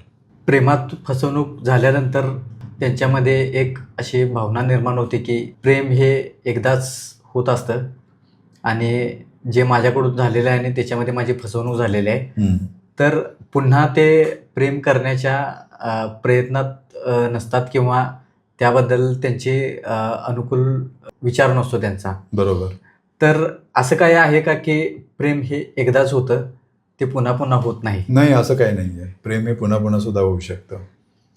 आता हे माझं वाक्य पुरुषांना खूप आवडेल स्त्रियांपेक्षा. कारण तसं बघितलं तर पुरुष हा जात्याच उनाडक्या करणारा असतो असं म्हटलं जातं. जात्याचा अर्थ पुरुष जात असं आपण म्हणतो. प्रेमामध्ये मी असे 3 टप्पे केलेले आहेत. प्रेमामध्येच असं नाही तर एकूण मानवाच्या नातेसंबंधांमध्ये 3 टप्पे केलेले आहेत. खूप 1000 वर्षांपूर्वी माणूस हा नर आणि मादी अवस्थेमध्ये होता. म्हणजे नर आणि मादी अवस्था म्हणजे काय? मादी दिसली की त्याच्या मागे 100 नरांना लागायचं आणि मग कुठल्याही नराला ती कब्जात आली ताकदीनुसार, भांडणं होतात, हाणामाऱ्या होतात, खून होतात आणि मग तिनं कब्जात घेतलं की तिच्यावर संबंध ठेवायचा. नंतर मग दुसरी दिसली तिच्याबरोबर जायचं, तिला सोडून द्यायचं. हे नर-मादीचं जीवन असतं. त्या नर-मादीच्या जीवनाची उत्क्रांती झाली आणि आपण अवस्थेत दुसऱ्या आलो, पुरुष आणि बाई या अवस्थेमध्ये. पुरुष आणि बाई अवस्था ही अशी आहे, जी आजची अवस्था आहे, की ज्यामध्ये एक संस्था आली की एकाच मादीच्या मागे 100 पुरुषांनी लागायचं नाही, तर एकाच मादीच्या मागे एकाच नरांनी लागायचं. म्हणून मग एका पुरुषाने एका बाईला निवडायचं आणि तिच्याशी लग्न करायचं आणि लग्नसंस्था अस्तित्वात आली. ती लग्नसंस्था आज अस्तित्वात आहे आणि त्या लग्न संस्थेमध्ये पुरुष आणि बाई हे एकत्र राहत आहेत. पुरुष आणि बाई जरी एकत्र राहत असले तरी विवाहबाह्य संबंध आहेत. स्त्रियांचे पण आहेत आणि पुरुषांचे पण आहेत. हे का घडत आहेत?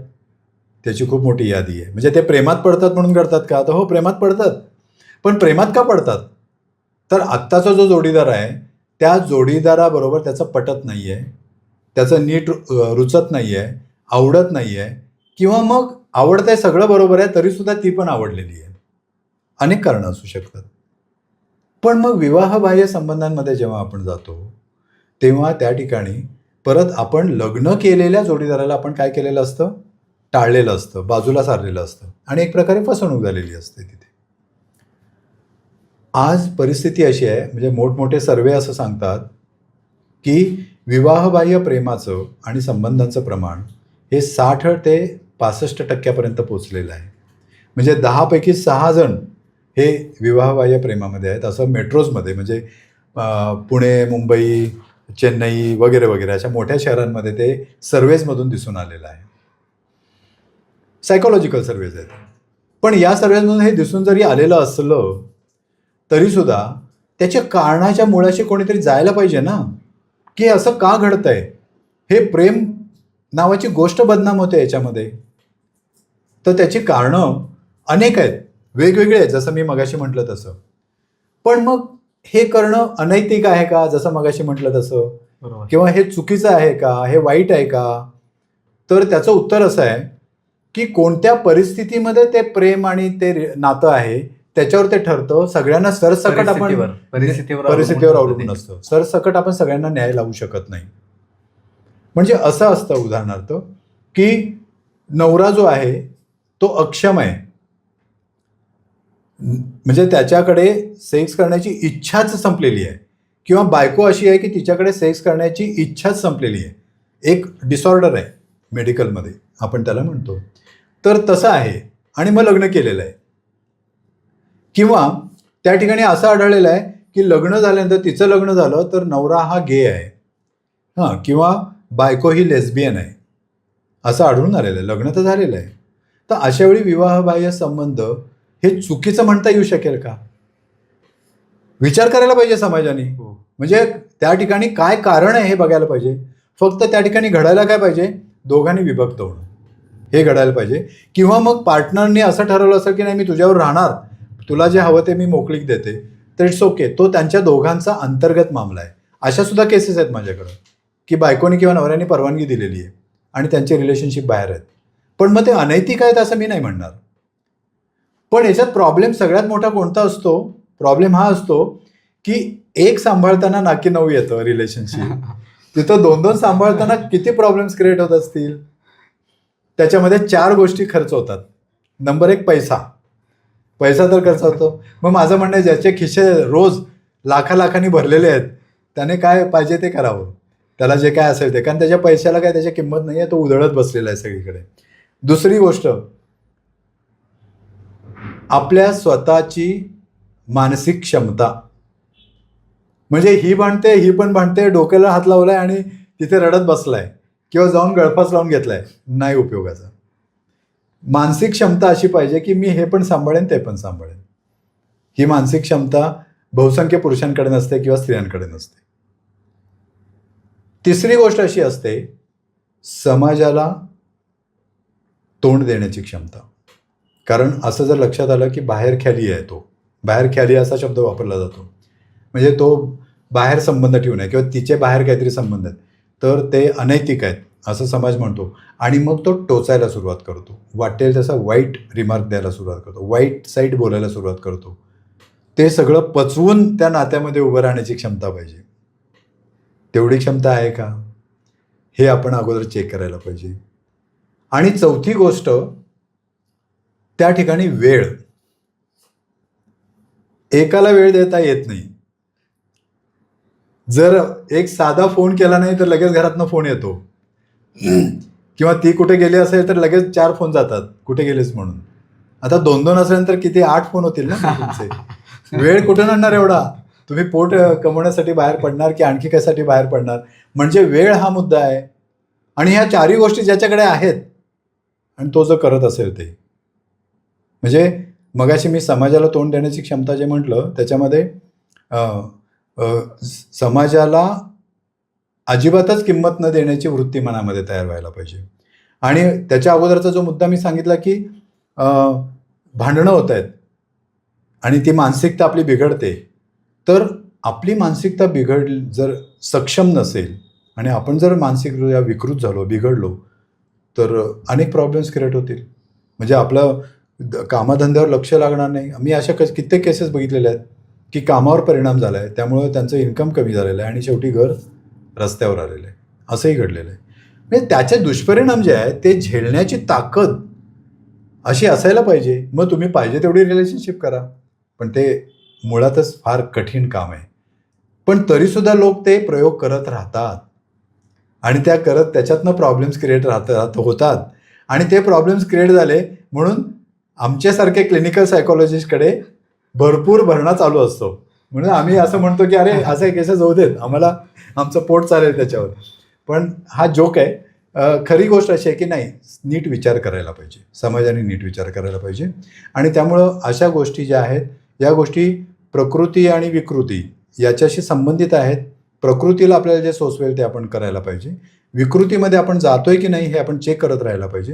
हे जर प्रेमामध्ये तपासलं नाही तर प्रेम हे विकृत बनू शकतं. मग प्रेम करताना किंवा प्रेमात पडताना कोणत्या गोष्टी टाळणं किंवा स्वीकारणं हे गरजेचं असतं? प्रेमात पडताना आपण खरं तर कुठलाच विचार करत नसतो. त्यामुळं आपल्याला हे लक्षात येत नसतं.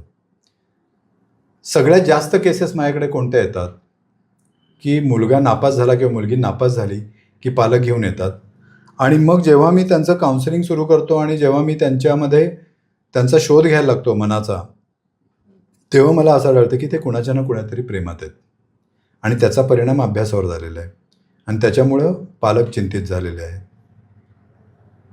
जर समजा ते न विचार करता अविचाराने प्रेमात पडलेले आहेत, तर हा अविचार त्यांना त्यावेळी कितीही समजावून सांगितलं तरी कळत नसतो. म्हणजे माझं पालकांना हे स्पष्ट सांगणं आहे की त्यावेळी तुम्ही डोकं जरी फोडलं त्याच्यासमोर तरी त्याला अजिबात फरक पडत ऐकण्याच्या नाही. मनस्थितीत नसतं. कारण त्यावेळी काय झालेलं असतं, हे बंद फ्रंटल पडलेलं कॉर्टेक्स असतं. बंद पडलेलं असतं आणि त्यामुळं तुम्ही त्यावेळी समजायला जाऊ नका. तुम्ही समजावू नका, तुम्ही काउन्सिलरकडे घेऊन जा.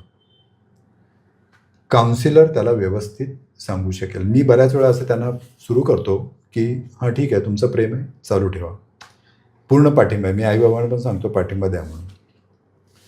पण तुमचं हे प्रेम किती दिवस चालू राहणार आहे? तर कायम चालू राहणार आहे. ओके, मग प्रेम तुमचं चालू आहे, त्यामुळं तुमचं सगळं लक्ष एकमेकांवर आहे. हो आहे. मग जर एकमेकांवर लक्ष आहे तर तुम्ही तुमच्या शिक्षणाकडे कधी लक्ष देणार आहात? म्हणजे तसं मी आईबाबांना सांगेन की बाबा हे अजून 5 वर्ष प्रेम करणार आहेत, 6व्या वर्षी तर 12वीचा पेपर दे, असं मी सांगेन. म्हणजे तर मग त्यांना ते हळूहळू लक्षात यायला लागतं की अरे हां, हे प्रॉब्लेम्स आहेत, हे सगळे क्रिएट होणार आहेत. त्यामुळे प्रेमात पडताना काही कळत नाही त्यांना, पण आपल्याला हळूहळू काउन्सिलर मात्र ते लक्षात आणून देऊ शकतो आणि त्यांना एक रिॲलिटी, वास्तवतेची जाणीव करून देऊ शकतो की वास्तव काय आहे होणार नंतर. आणि ही वास्तव भूमिका काउन्सिलिंगमधून सहज साध्य करता येते. मी अशा अनेक शेकडो केसेस केलेल्या आहेत की ज्याच्यामध्ये त्यांना असं लक्षात आलेलं आहे की अरे हो, मी आत्ता प्रेम करते, शिक्षण करताना हे योग्य नाही आहे, मला यावेळी प्रेम करायला पाहिजे. आणि त्यावेळी त्यांनी ब्रेक घेतलेला आहे, म्हणजे ब्रेकअप केलेलं नाही, थोडा ब्रेक घेतलेला आहे, थांबलेले आहेत ते आणि नंतर त्यांनी ते कंटिन्यू केलेलं आहे. तर हे आपल्याला प्रेमात पडताना त्यांना आपण सल्ला जर द्यायचा ठरवला तर आईबाबांनी तो देऊ नये, कारण त्यांना असंच वाटत असतं की आईबाबा आपल्या प्रेमाच्या विरोधात आहेत म्हणून हे सांगतायत. इतर मित्रमैत्रिणींनी पण देऊ नये. त्यांनी सरळ थेट उठावं आणि काउन्सिलरकडे जावं, चांगल्या सायकोथेरपिस्ट काउन्सिलरकडे जावं आणि त्या ठिकाणी जाऊन त्यांनी सल्ला घ्यावा आणि त्या ठिकाणी ते जाणीव करून दिल्यानंतर मग प्रेमात पडताना काय काळजी घ्यायची असते, पडल्यानंतर काय काळजी घ्यायची असते, या सगळ्या गोष्टीचं दिग्दर्शन त्यांना होऊ शकेल. प्रेम या विषयावरती वेगवेगळ्या अंगानं चर्चा चालू आहे. आणि विविध पैलू आपण अगदी प्रेम म्हणजे काय इथपासून ते अगदी प्रेमात मिळालेल्या धोक्यातून कसं सावरलं पाहिजे किंवा अगदी विवाहानंतर देखील आपलं मानसिक संतुलन ठेवून कशा पद्धतीनं आपण आपलं वर्तन ठेवलं पाहिजे, तसेच कायदेशीर बाबी देखील आपण उलगडून सांगितलात. सरांनी आपल्याला खूप खूप छान माहिती दिली. तर सर खूप खूप धन्यवाद. धन्यवाद. धन्यवाद.